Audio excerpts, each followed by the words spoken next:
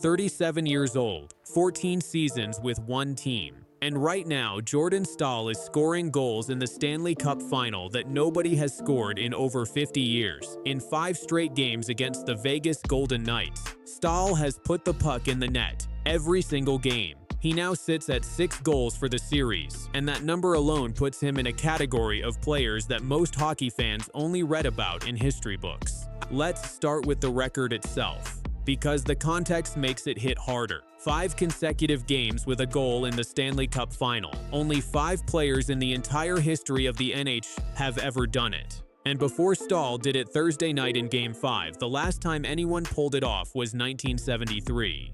Yvon Cournoyer playing for the Montreal Canadiens. Before Cournoyer, it was Jean Beliveau in 1956, Maurice Richard in 1951, and going all the way back to 1918, Cyclone Taylor. These are legends. These are names in the Hockey Hall of Fame. And now Jordan Staal's name sits right next to them. What makes this even more remarkable is who Staal is. He's not known as a goal scorer. He never has been. For most of his career, Staal built his reputation as one of the best defensive centers in the league. The guy you trust to shut down the other team's top line, to win face-offs in critical moments, to sacrifice stats for the good of the team. He had 2 goals in 13 playoff games before the Stanley Cup Final even started, and then the series began. And something clicked. Now he has 6 goals in 5 games. He's the oldest player in NHL history to score 6 goals in a Stanley Cup Final. And Carolina's coach Rod Brind'Amour put it best after Game 5. Doing it at his age just says a lot about him. He's our guy and he's our warrior, and I'm really happy for him. So how exactly has he been doing it? Staal isn't scoring highlight reel snipe goals from the top of the circle. Every goal he's scored in this series has come from hard work, positioning, reading plays, putting himself in the right spot at the right time. That's who he is. His Game 5 goal is a perfect example. Nikolai Ehlers carries the puck and finds Staal in the high slot. Staal redirects it, tips it over Carter Hart's left pad, and just like that, it's 1-1 in the first period. Clean, calm, decisive. His Game 4 goal was the complete opposite, and arguably the most memorable moment of the series so far. With the game tied late in the 3rd period, Staal got the puck and his feet got tangled. He started to fall. His forehand wasn't there, so he reached back with his backhand while he was practically lying on the ice and somehow flipped it past Hart for the game winner. He didn't even know it went in at first. He put his face down on the ice and just let out a yell. That goal, that moment, is what this series has been about. He talked about it after the game. I was in my own world. It was an incredible moment, obviously, and just let a big yell go. 5 goals, all different, all clutch, and every single one of them came in a game that mattered. Here's a stat that stopped a lot of hockey people in their tracks this week. The last time Jordan Staal had a 5-game goal streak, he was 18 years old. February 2007, he was a teenager on the Pittsburgh Penguins, playing in just his first full NHL season. Fast forward 19 years. Same player, same streak. Except now he's 37. He is the only player in NHL history, regular season or playoffs, to record a 5-game goal streak as a teenager and after turning 35. Nobody else has done that on both ends of their career. It's a number that puts the entire arc of what Staal has meant to this sport into perspective. When he was 18, nobody was surprised. He was the 2nd overall pick, a physical force, a kid with a bright future ahead of him. At 37, in the Stanley Cup Final, after 14 seasons of being the unsung anchor of this franchise, that's something different entirely. His teammate Jackson Blake said it perfectly. He's a dog, like, if I'm going to be honest. That's not a knock. That's the highest compliment you can give a hockey player. It means he competes every single shift, every single game, no matter the stakes, no matter the moment. Game 5 wasn't just Staal's night. It was the night the Hurricanes reminded everyone why they're 1 win away from the Stanley Cup. Carolina beat Vegas 4-2 on Thursday at Lenovo Center in Raleigh. Andrei Svechnikov scored twice on the power play. Sebastian Aho finally broke through with his first goal of the series. And goaltender Brandon Bussi made 23 saves in his 2nd straight start in the final. Both wins. Bussi is the first goalie in NHL history to make his first 2 career playoff starts in the Stanley Cup Final and win both. That's not a footnote. That's another historic storyline running alongside everything Staal is doing. Svechnikov was emotional after the game. "This is the biggest win in my life," personally he said. "Thank God we won that game, and obviously all focus right now in our mind is we've got one more win to get here." The Hurricanes lead the series 3-2. Game 6 is Sunday night in Las Vegas, and Carolina will be looking to become the franchise's first Stanley Cup champion since 2006, when a teenage Eric Staal hoisted it in Raleigh. Now it's Jordan's turn, one complication for Vegas, heading into Game 6. Center William Karlsson left Game 5 in the second period with what appeared to be a left arm injury after taking a hit from defenseman Sean Walker. Vegas coach John Tortorella suggested Karlsson would not be available for Game 6. Karlsson is a key piece in Vegas's top 6 and plays in all situations. Losing him doesn't end their chances, but it makes the already difficult climb back even steeper. Tortorella, for his part, refused to fold. "We'll be back here. We're just going to do it in a different order." And he added with some classic Tortorella delivery, "I'm going to leave my clothes here, that's for sure." 5 straight games with a goal. Nobody in NHL history has ever scored in 6. That's the record sitting in Jordan Staal right now. Game 6, Sunday night, T-Mobile Arena in Las Vegas. Carolina comes in 1 win away from the Cup. Vegas comes in desperate, fighting to stay alive. The Stanley Cup itself will be in the building. And in that moment, Staal will have the chance to do something that has never been done: score in 6 consecutive Stanley Cup Final games. Not Gretzky, not Lemieux, not Ovechkin. Nobody. When he was asked about the historical company he's already joined, Staal kept it short and honest. "Good company, but I'm looking for wins." That's the whole story in 5 words. He's not chasing records. He's chasing the cup. The records are just happening because of how locked in he is. Carolina also has a 17-year storyline running here. Staal last won the Stanley Cup in 2009 with the Pittsburgh Penguins. His first goal of this series came 6,202 days after he last scored in a Cup final. If Carolina wins Sunday, that gap between championships would be the longest in NHL history for any player. A career-long journey, all of it pointing toward one more win. Jordan Staal is 37 years old, and he is rewriting history in the most important games of the season. 6 goals in 5 games. The oldest player ever with 6 goals in a Stanley Cup final. 5 consecutive games with a goal. Tied for the longest streak in league history. And 1 game away from breaking it outright. Carolina needs 1 more win. Staal needs 1 more goal. Whatever happens Sunday night in Vegas, this is already one of the great individual performances in Stanley Cup Final history. From a player who built his entire career on doing the things that don't show up in the highlight reel. On a Friday morning in early June, Peter Laviolette was in Toronto, not visiting, not passing through. He was there for the job. NHL Cedrons had picked up on his presence in the city, and behind closed doors, people inside the organization were already talking about a press conference. The expectation, based on multiple reports, was simple. Laviolette would be named the next head coach of the Toronto Maple Leafs sometime early the following week. And then Saturday came, and Sunday came, and by Monday, Peter Laviolette was no longer the future of Toronto hockey. He was the new head coach of the Los Angeles Kings. In 48 hours, one of the most closely watched coaching searches in recent NHL history flipped completely on its head. And the Maple Leafs, a franchise already navigating one of the most turbulent off-seasons in years, were left back at square one. To understand how this happened, you need to understand how badly Toronto needed this hire to work. The 2025-26 season was a disaster for the Maple Leafs. A quiet, grinding disaster that had been building for months and finally became impossible to ignore when the team posted a 32-36-14 record and missed the playoffs for the first time in 9 years. 9 years of first-round exits and deep disappointments, and this time they did not even get that far. The fan base was done. The front office was done. General manager Brad Treliving was fired near the end of the regular season, and head coach Craig Berube was let go shortly after. Into that wreckage stepped John Chayka, the new general manager, a younger hockey executive who arrived with a reputation for analytical thinking and a mandate to rebuild the entire culture of the franchise.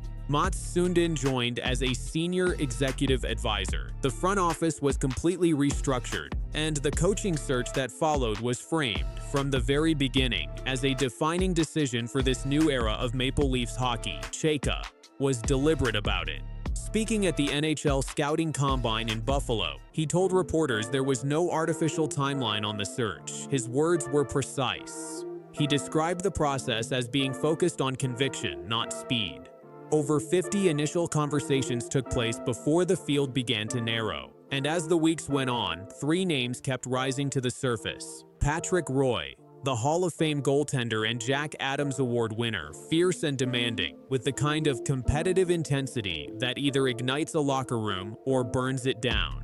Jay Woodcroft, the Toronto native who led the Edmonton Oilers through 2 strong playoff runs before stepping into an assistant role with Anaheim. And Peter Laviolette of the 3. Laviolette was the most decorated, 846 career wins, 7th all-time among NHL head coaches. He had guided 3 franchises to the Stanley Cup Final, winning it with the Carolina Hurricanes in 2006.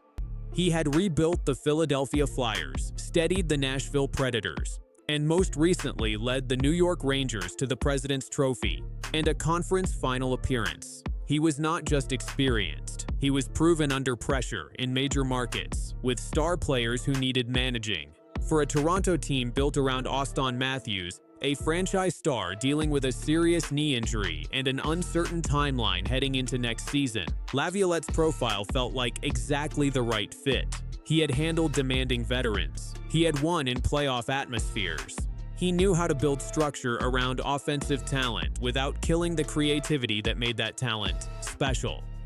And so by the first week of June, the picture had become clear enough that people close to the situation believed a decision was close. Laviolette flew to Toronto. He was seen in the city. NHL insider Nick Kyprus went on air and said exactly what he had been told. "I was told on Friday that Laviolette was going to be the next coach of the Toronto Maple Leafs. He was spotted in town, and I would imagine that LA did some fast talking on Saturday or Sunday. We could have been looking at a press conference on Monday or Tuesday.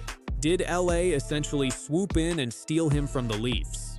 The answer, based on everything that has come out since, is yes. At some point over that weekend, the Los Angeles Kings made their move. The Kings had been dealing with their own coaching vacancy after parting ways with head coach Jim Hiller, with DJ Smith finishing the season on an interim basis. They had been connected to multiple candidates, but once Laviolette became available in a real way, once word circulated that he was close to committing elsewhere, Los Angeles accelerated hard. The result was a 3-year contract, signed and announced before Toronto could get to Monday morning. What makes this story cut deeper for Maple Leafs fans is what Laviolette himself said about Toronto before any of this happened. About a month earlier, Laviolette appeared on TSN's Overdrive program and was asked directly about the Leafs job. His answer was not diplomatic fence-sitting. It was genuine. He talked about the roster talent in Toronto. He talked about the fan base, calling it an amazing situation for whoever took over. He pointed to the fact that Toronto had just won the NHL draft lottery, earning the right to select generational prospect Gavin McInnes first overall. And then he said something that should have felt like a promise. He said, "I 100% think it is possible everywhere. But Toronto, in the market, with the personnel that they have, for sure it is a good hockey team for somebody who is going to take over there." That somebody turned out to be a different somebody than most people expected. So where does Toronto go from here? Chayka has publicly maintained his calm. No timeline, he keeps saying. Conviction over speed. The organization is now in the second phase of its search, with in-person interviews starting this week and approximately 5 candidates remaining under consideration. 2 of the confirmed names are Patrick Roy and Joe Pavelski. Pavelski, the recently retired Team USA captain with over 1,000 career points, has no professional coaching experience at any level. His name appearing in the Final 5 triggered predictable outrage in Toronto, though Chayka's camp has framed it as a Martin St. Louis type of hire, a first-time coach who brings player respect, modern hockey intelligence, and an entirely different energy into the building. Jay Woodcroft is believed to still be in the mix, though his inclusion has not been fully confirmed. Derek Lalonde, the current Leafs assistant who won 2 Stanley Cups with Tampa Bay, is considered a quiet but serious candidate. Bruce Cassidy remains a possibility if the Vegas Golden Knights grant permission to speak with him. This is the list Toronto is working with. This is what remains after losing Manny Malhotra to Vancouver on June 1st and losing Peter Laviolette to Los Angeles over a single weekend. 2 top candidates gone. The clock ticking toward the NHL draft on June 26th and 27th, where Toronto holds the #1 overall pick and will need a head coach standing alongside them when that moment arrives. The Maple Leafs thought they had their answer. They thought the search was over. And then, in 48 hours, everything changed. Now they have to find another one. And in Toronto, with the pressure this city puts on every decision, every passing day without a name feels like another story waiting to be written. The right coach is still out there. The question is whether Toronto can close the deal before someone else does. If this is your kind of content, subscribe. New NHL videos every week. 6 minutes and 10 seconds. That is all it took. 6 minutes and 10 seconds inside T-Mobile Arena in Las Vegas on a Saturday night. And Mitch Marner rewrote the record books in a way nobody had managed for nearly 7 decades. A record held by one of the greatest players who ever laced up a pair of skates. A record that had survived through the entire television era of hockey. Through dynasties, through legends, through generations of players who came and went without ever touching it. Gone. In 6 minutes and 10 seconds. Here is exactly what happened, why it matters, and why this night will be talked about as long as hockey is played. The 2026 Stanley Cup Final between the Vegas Golden Knights and the Carolina Hurricanes was already a heavyweight series before Game 3. Each of the first 2 games had been decided by a single goal. The Hurricanes won Game 2 in overtime on a stunning third-period comeback. The series was tied 1 game apiece heading into Vegas. The crowd at T-Mobile Arena was electric. Every seat in the building had a gold rally towel printed with Mitch Marner's face on it. The first period was scoreless. Quiet.